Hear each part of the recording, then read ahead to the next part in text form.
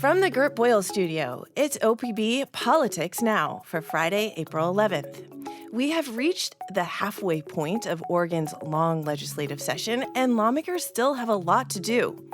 We know the challenges facing the state: a housing crisis, a public defense crisis, crumbling roads and bridges, and an increasing inability to pay wildfire costs.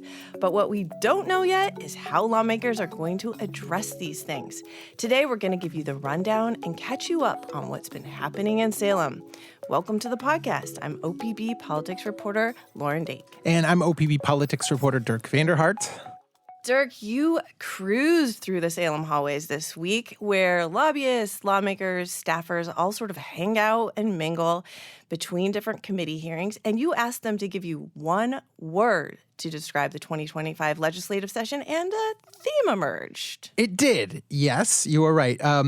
This is something we do often around the halfway point of session, just because I have a sense of how the session's going, but I don't know if other people are sort of sharing my sense of it. So I go out and I ask, how does it feel to you? It's not necessarily a one-word thing, but we want to know how people are feeling.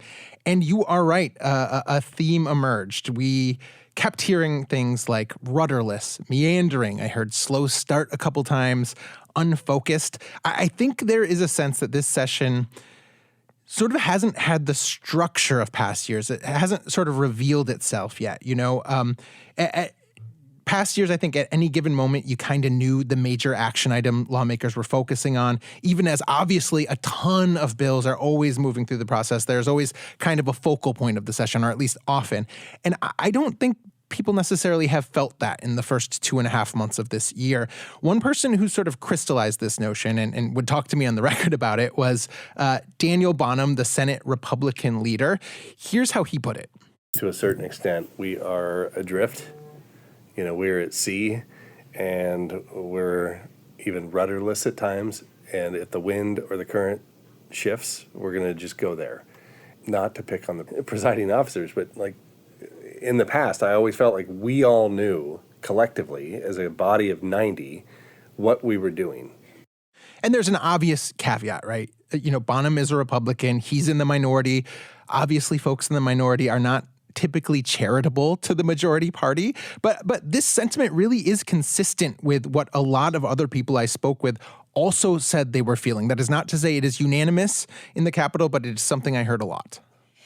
And just to be really fair, some of this is just simply how legislative sessions work, right? I mean, big matters like raising taxes, the transportation package, passing the 2-year budget, those are often saved for the end of session. But to your point, there's often a big issue that sort of dominates the first half of session. There was the cap and trade bill one session. There have been really big housing bills that just sort of sucked up all the oxygen. And this session, it does feel more low-key, and some of that might be because we are comparing it to not-so-distant legislative sessions that have stood out. I mean, it wasn't that long ago. We both covered the session during COVID-19 where it was remote, or the session right after George Floyd that was really focused on racial justice issues. And then there was the longest legislative walkout ever. So maybe the session just sort of feels this way because previous ones have been so dramatic. I think certainly there's some of that, and every session has its own issues, its own flavor. I'll also point out, though, it's not just drama that I think is missing. You pointed out housing bills, right? The 2023 session, if you remember, that first half of session was extremely busy. They were taking up I think a $200 million housing package. They took up another huge package about sort of bolstering the state's semiconductor industry. And so that whole first half was dominated by these two big things. Everyone was sort of focused there. And then we got to the halfway point. Those were done. We had a huge amount of fights. And as you said, the longest walkout in legislative history. Lawmakers have moved a lot of bills, right? I don't want to suggest they're not doing anything, especially in this last week as they were trying to beat the deadline. But there has not just been that big commanding bill or package of bills in the first half of this session. As you noted up top, right, there are a lot of big pressing question marks and crises and some seemingly big fights that are really just sort of being backloaded into this year's session. A couple of perspectives I heard on this. One person I talked to was Representative Rob Noce. He is a Democrat from Portland. He chairs the House Healthcare Committee, which has been insanely busy. No one would argue Representative Rob Noce and that committee are not doing anything.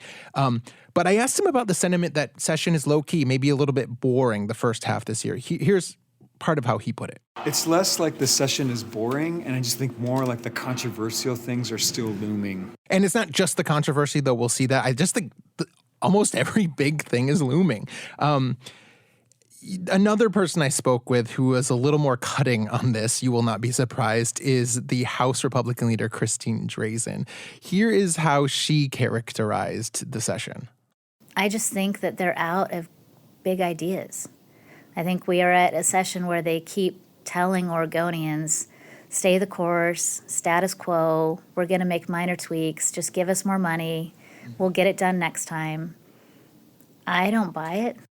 And so that is the Republican view or part of the Republican view on this. I think certainly Democrats would disagree, right? And they would say, no, we're not out of ideas. We are using this session to build on the foundation we've set in previous sessions. You know, they've been in leadership for a very long time. Let's talk about dynamics, political dynamics, the relationships, because in Salem, in politics, we have seen that relationships really do matter. And we certainly saw that in 2023 during the walkout. Senate President Rob Wagner was new at that time. He had just replaced Senate President Peter Courtney, who had been the state's longest ever Senate president, who had a lot of credibility and strong relationships with Democrats and Republicans. And I think, Wagner being new certainly played a factor in why everything imploded during that session. After that session, Wagner said he was going to travel the state and build relationships, particularly with Republicans, and he said he's done that. And the first question I always ask when I have a dinner or something with someone is, tell me about your grandparents. How are your kids doing? So Wagner, has certainly worked to get to know people better, and there is a more harmonious tenor to this session overall. Yeah, and as we noted at the outset of the session, things have appeared to be going well in the Senate, right? Wagner has been meeting with Bonham. They, I guess, played pickleball. They talked about setting up a game of cornhole. No idea if that's happened. But that has sort of prevailed in the Senate. With any session, though, I think the longer lawmakers are in close quarters and the longer one side is losing a lot of fights, which the minority party is often losing fights, it gets harder to keep up that good feeling. We are already seeing Republicans in the House actually requiring occasionally that bills be read. That seems right now mostly like a warning that they aren't happy with the direction things are heading. And we've not gotten to the most controversial stuff yet. Democrats have 2 or 3 gun bills that are going to be very hotly contested. There are bills on water rights, bills on things being sought by labor unions that Republicans really, really don't like. So you're right. Wagner is optimistic about this. That has been the consistent message from him. He thinks he's doing the work to bring this ship home. Republicans are not offering quite that same line. Even Bonham, who, you're right, they do seem to have an okay relationship. He's not willing to say things are going to stay that way. There's some disastrous stuff that's still out there. And that's where, you say, okay, we're halfway done. And I say it's a marathon, and I'm ready for my cup of water. We still have a lot of running to do. And we talked a lot on the podcast about how Republicans don't have as much leverage as they used to, right? They used to be able to walk away from the Capitol for a very long time, try to impose their will on the Dems. Now we have a law that bars them from seeking re-election if they do that. So it's not clear exactly what happens if things do go sour. Okay, let's hit some of the big outstanding to-do items, and let's do it briefly. Well, we'll try. Okay, transportation package, hit me. Yeah, I think, beyond the budget, this is the biggest thing on the lawmakers' to-do list. But we are just now sort of getting to the nitty-gritty, right? There were meetings over the last year, a dozen hearings around the state. But only last week did Democrats drop a framework. And that is the thing that is really sort of the pivot point. It contains $1 billion a year in either new taxes or increased taxes. One of those is a 20-cent increase in the gas tax. I think this is something that's going to get very interesting very shortly. But we've always known, I think, as you said, Lauren, this is going to be a second half issue. It's not like this is is coming in later than people expected. It's just a very, very big lift. And so even though Dems have super majorities, they can technically raise taxes on their own. I think the politics of this are about to get interesting. Your turn, Lauren. How about housing and public defense? Okay, 2. I can beat you. Okay, housing. Obviously, we know there's a huge problem. It's been the governor's top priority since she's been elected. The big bill this session is focusing on middle housing. Kotek wants to help create more duplexes, triplexes, cottage clusters, and townhomes throughout the state. You know, a lot of her ideas and lawmakers' ideas around housing in general this session really focus on streamlining building, making it easier to build faster. Second, public defense. Really complicated problem, actually, but I'm going to boil it really far down. The state is violating people's constitutional right to have an attorney. That means there have been people accused of crimes, and they do not have an attorney who will represent them. This really has far-reaching impact on the people being accused, the victims, their families. Some believe public defenders are overworked and they need to be paid more and have fewer cases. Other people believe that public defenders are not honoring the contracts they've signed. This entire system of public defense in our state right now is really in the midst of massive changes. Right. Okay, wildfire funding, civil commitment, just 2 tiny issues. Yeah. Civil commitment, actually, I will say, feels like a very big issue that has some very good momentum. So this has to do with the long-time question over whether Oregon law is too restrictive when it comes to when the state can force a person in serious mental crisis into treatment. So, for years, family members of people with mental illness and also folks in the healthcare and justice systems have come to Salem arguing that Oregon law had become way too inflexible on this. They wanted the hurdles sort of lowered. People with mental illness, though, and their advocates have fought that notion very, very hard. And it looks like this year lawmakers are going to pass a bill lowering the barrier for this kind of care. We saw the language last week. It's moved out of committee, and I just think there's a lot of momentum here, as I say, but there are still big questions about whether lawmakers can find more money for the kind of beds that we would need to sort of bring this off. Wildfire funding, huge issue, and I think is a lot more up in the air. So remember, Lauren, last December we were covering a special session because the state could not pay its bills for last year's very expensive wildfire season. We were stiffing the contractors who'd come in to put out our fires for us. That created urgency, right? The state needs to figure out how to front load money, make sure we have enough to sort of prevent and fight wildfires when we get them.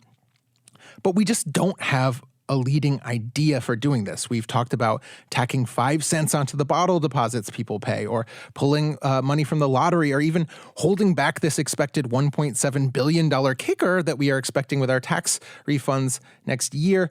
None of those have obvious support as far as I can tell. So that's just another one that is going to have to come to some sort of fruition in the back end of session, if it's going to come to fruition at all. Okay, so as we have made it very clear on this podcast, a lot of substantive issues remain on the docket. There is really one thing lawmakers must accomplish during a long legislative session, and that is approving a 2-year budget. That has gotten a little bit more complicated recently because of what is happening on the national stage with tariffs and just general uncertainty. So how's that all going to play out? Oh, very fair question. No one has any idea how this is going to play out, right? Last month, the legislators' top budget writers issued what felt to me like a pretty rosy forecast. They basically said, all things being equal, we think we have enough money to pay for current services and also plunk down a bunch more money on housing and behavioral health and schools, basically the things that Governor Tina Kotek has really asked them to invest in. But that is assuming no big hit to federal funding and no big economic downturn in Oregon. And just right now, neither of those things are assured because, as you point out, things at the federal level are so uncertain. So I think most legislators expect the state will take a hit in federal funding. Depending on the size of that, that could be a multi-billion-dollar hole in the funding picture we got last month. And then if on-again, off-again tariffs that we saw just this week from President Trump ignite this trade war, that is almost certainly bad for Oregon, which is extremely export-reliant. If we get retaliatory tariffs, that kind of grinds things to a halt. I mean, at this point, all eyes will be on this revenue forecast that drops on May 14th. That is the forecast that sets expectations lawmakers are going to use to build a budget on. If it's way down, we're going to be scrambling. But even if it's not way down, I don't think it gives us certainty that at some point in the next 2 years for the budget, we won't be scrambling. This is the big overriding issue of the session at this point. It's kind of the thing all discussions boil down to. Okay. And before we go, I get we should, talk about what they have done, because we've spent a lot of time on what they haven't done, and they have been passing quite a few bills. They have. I mean, again, like I said earlier in the podcast, there was an April 9th deadline by which bills had to be out of their policy committee. We saw this week a torrent of action where dozens of bills were being taken up, voted out of committee. I think the signature accomplishment, if you want to call it that, of the session so far is that lawmakers found some at least bipartisan support for expanding some taxes that go to pay for Medicaid. They bring billions of dollars to the state because they sort of pay for match funding. That is something lawmakers knew they had to do, was a top priority, and they did knock it out. It's a relatively benign lift, but something they did. But no, I don't want to suggest, and we are not suggesting here that the legislature is not working exceptionally hard to do a lot of policy stuff. It's just that the huge things that we were all sort of looking toward at the beginning of the session feel like they haven't really congealed into any real form in some ways.